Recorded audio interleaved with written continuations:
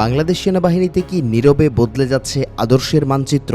নতুন একটি ব্যাটালিয়নের 4 কোম্পানির নাম প্রকাশ্যে আসতেই শুরু হয়েছে জোর আলোচনা। কেউ বলছেন এটি ধর্মীয় ঐতিহ্যের প্রতি সম্মান, আবার সমালোচকদের একাংশ দেখছেন ভিন্ন সংকেত।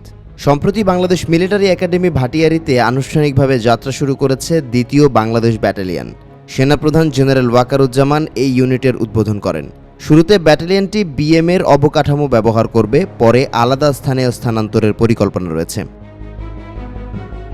তবে এসব ছাপিয়ে সবচেয়ে বেশি আলোচনা এসেছে ব্যাটালিয়নের 4 কোম্পানির নাম। এগুলোর নাম রাখা হয়েছে উমর, আবু বকর, আলী এবং উসমান। ইসলামের ইতিহাসে এই 4 খলিফা অত্যন্ত গুরুত্বপূর্ণ ব্যক্তিত্ব। তারা প্রথম যুগের মুসলিম নেতৃত্বের প্রতীক হিসেবেও পরিচিত। তবে এই নামকরণকে ঘিরেই তৈরি হয়েছে নতুন বিতর্ক। বিশ্লেষকদের একাংশের বরাতে নর্থ ইস্ট নিউজের দাবি, 2024 সালের রাজনৈতিক পরিবর্তনের পর সেনাবাহিনীর ভেতরে ধর্মীয় পরিচয়ের উপস্থিতি আরও দৃশ্যমান হয়েছে। সাম্প্রতিক সময়ে কিছু কর্মকর্তা গ্রেপ্তার, প্রশাসনিক পরিবর্তন এবং নতুন নীতিগত অবস্থান সেনাবাহিনীর আদর্শগত রূপান্তরের ইঙ্গিত দিচ্ছে। প্রতিবেদনে উল্লেখ করা হয়, সম্প্রতি সামাজিক মাধ্যমে ছড়িয়ে পড়া একটি ভিডিও নতুন করে বিতর্ক উস্কে দিয়েছে।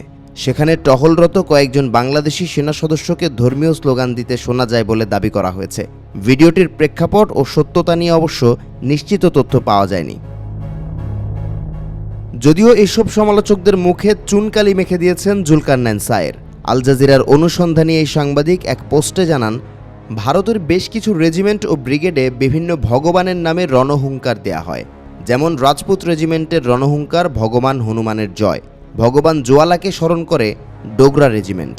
সনাতন ধর্মাবলম্বীদের দেবতা শিবের অপর নাম ভৈরব, আর তার নামেই গেল বছর প্রতিষ্ঠা করা হয় ভৈরব লাইট কমান্ডো ব্যাটালিয়ন। ভারতের অভ্যন্তরীণ ইস্যুতে মন্তব্য না করলেও বাংলাদেশের প্রতিটি ক্ষেত্রে নাক গলিয়েই যাচ্ছে দিল্লি, যাকে জ্বলনী হিসেবে অভিহিত করেছেন সায়ের।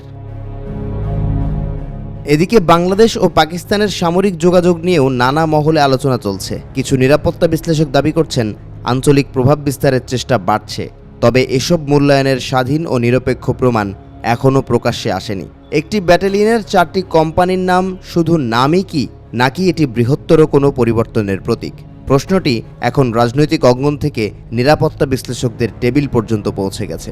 উত্তর মিলবে সময়ের সঙ্গে, তবে বিতর্ক যে এখনই থামছে না তা স্পষ্ট।